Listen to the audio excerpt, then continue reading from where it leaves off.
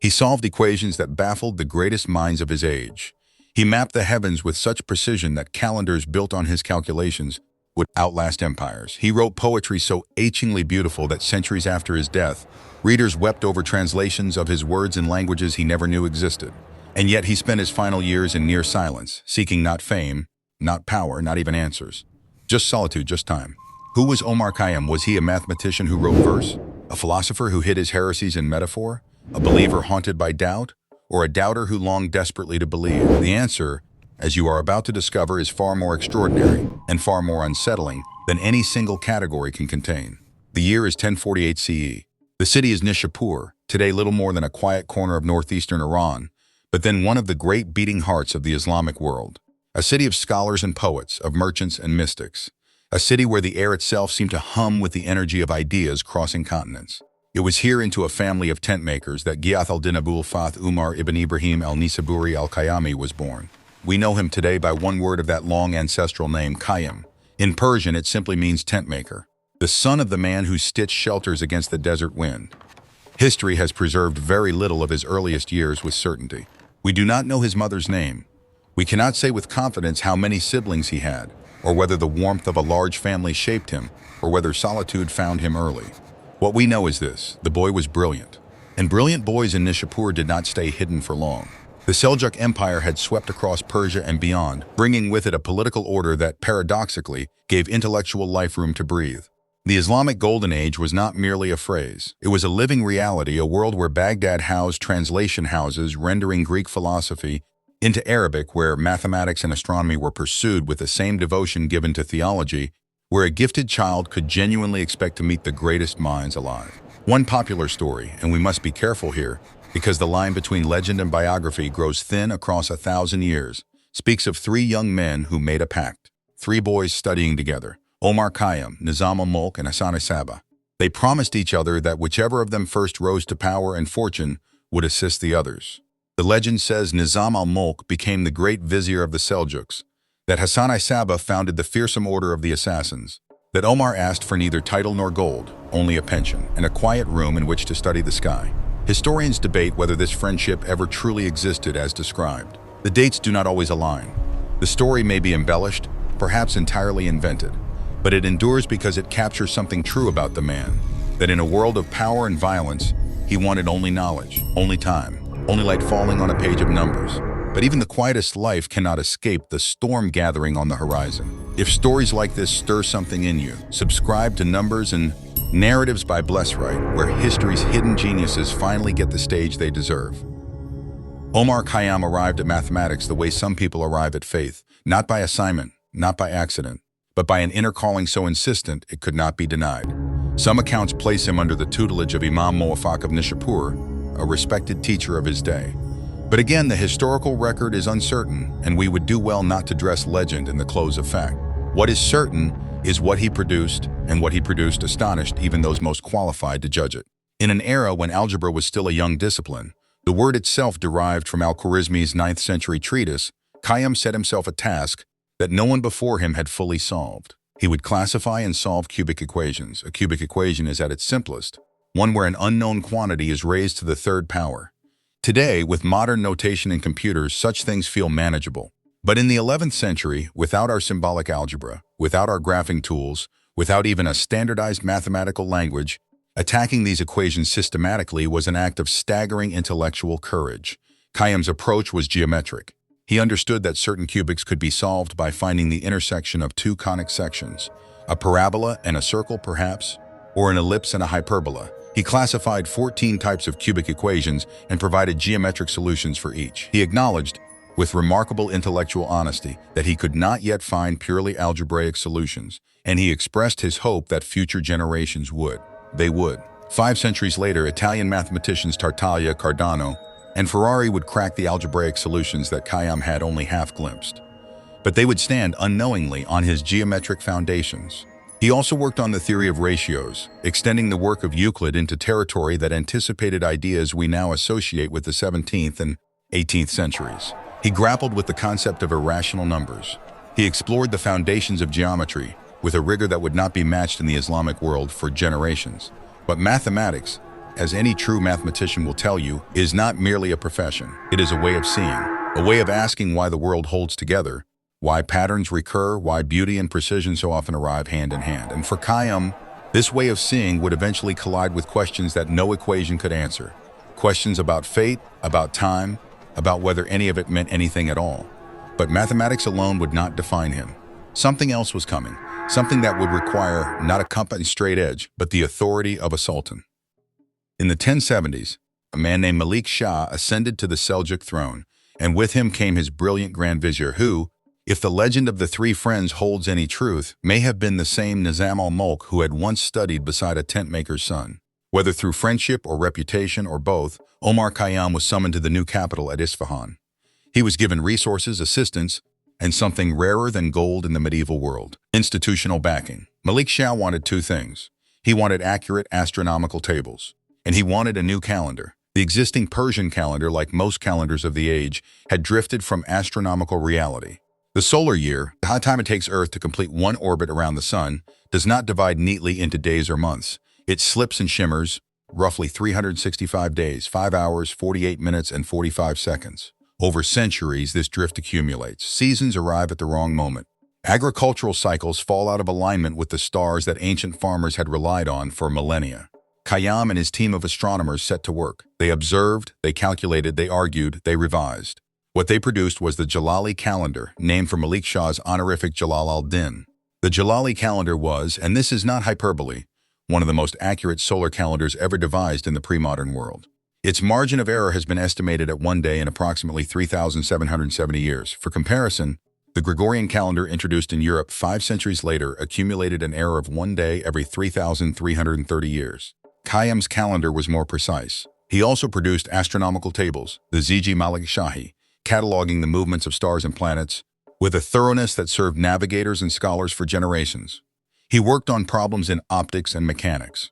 He wrote on the theory of music. He was, in the truest sense of an overused phrase, a Renaissance man, a century and a half before the Renaissance had a name. But power, as history reminds us with monotonous cruelty, does not last.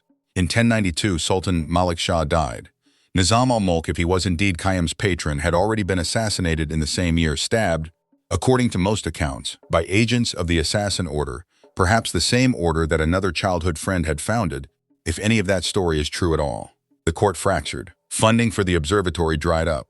The patronage that had given Khayyam the freedom to pursue pure knowledge was gone, swept away by the same political tides that always eventually sweep everything away. And then everything changed. The mathematician put down his instruments and picked up a pen. This story is only half told. Like, if you're staying with us, and let's find out together what happens when the world's greatest scientist turns to poetry. We come now to the paradox at the heart of Omar Khayyam's legacy. Because the man who is remembered in most of the world today is not the algebraist, not the calendar reformer, not the astronomer. He is remembered as a poet. The Rubaiyat, a collection of quatrains, 4-line verses in the Persian tradition, carries his name across the centuries. The word rubai means simply a 4-line poem, and Persian poets had been writing them for generations before Khayyam. But something happened when he wrote them, something that cannot be fully explained, only felt. The poems circle obsessively around a handful of great themes: the brevity of life, the mystery of death, the seduction of the present moment, food, wine, laughter, love set against the terrifying blankness that waits on every side, the cup raised in defiance of oblivion. The rose that blooms one morning and is gone the next. He writes of wine constantly, and here we must pause, because the question of what he meant by wine has occupied scholars for centuries.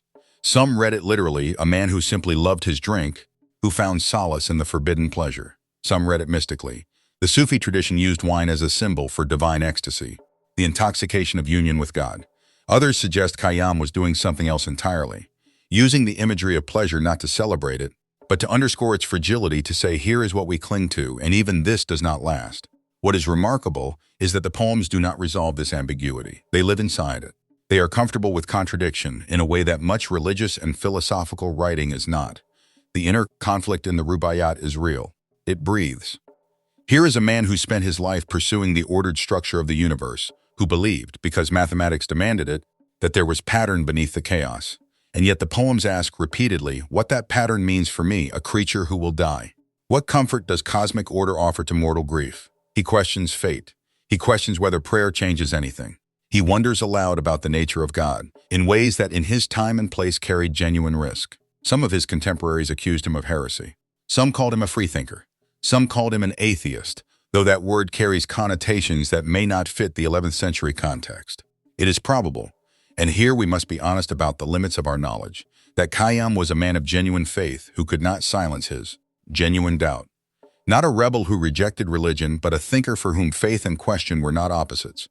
A man who prayed and wondered simultaneously, who bowed toward Mecca and still asked why. The number of poems that can be attributed to Khayyam with certainty is itself disputed. Medieval manuscript traditions were not our peer-reviewed publications. Verses were added, attributed, borrowed across generations. The Khayyam who reaches us today is partly the man, partly the legend, partly the projection of every reader who ever found in those four-line verses the precise shape of their own private grief. Was he a believer who doubted, a rebel who prayed, or simply a human being, honest enough to hold both without letting go of either? The final chapters of Omar Khayyam's life are quieter than the chapters that came before. After the collapse of Malik Shah's court, he lived and worked in Nishapur, his birthplace, the city that had shaped him. He wrote, he taught. He continued to produce philosophical and scientific works, though with fewer resources and less public recognition than he had once enjoyed. There are accounts, their reliability as always uncertain, of a pilgrimage to Mecca, of a life increasingly devoted to contemplation, of a man who had spent decades measuring the universe and had arrived at last at the edge of what measurement could tell him. One story, almost certainly embellished but too beautiful to pass over, says that near the end of his life, Khayyam was reading Avicenna's Book of Healing, a vast encyclopedia of philosophy and science, when he paused at a section on the problem of one and many. He placed a gold toothpick between the pages to mark his place. He called those around him to evening prayer. He prayed, and then he died. The date most scholars accept is December 4, 1131. He was approximately 83 years old, an extraordinary span for any age, and a testament to either remarkable constitution or remarkable luck or both. He was buried in Nishapur, and according to a story told by the poet Nizami Aruzi, who visited the grave some years after his death, the site of Khayyam's tomb was remarkable. A fruit tree, some accounts say a pear tree, others a peach, grew nearby. Each spring, its blossoms fell in such abundance that they covered the grave entirely. The mathematician who had written about the falling of petals and the passing of seasons was, in the end, perpetually covered in both. Whether this story is true in its particulars does not matter. It is true in its spirit.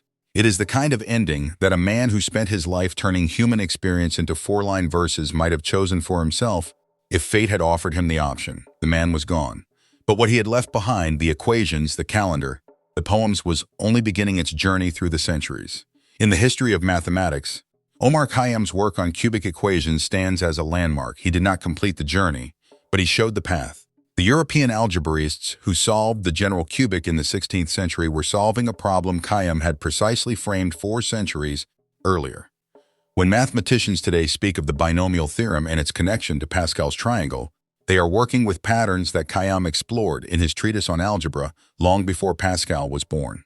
In the history of astronomy and timekeeping, the Jalali calendar remains a monument. A version of it is still in use in Iran today, reformulated as the solar Hijri calendar. Every year, when Nowruz, the Persian New Year, falls precisely at the vernal equinox, that precision is the ghost of Omar Khayyam's calculations, still accurate after nearly 1,000 years.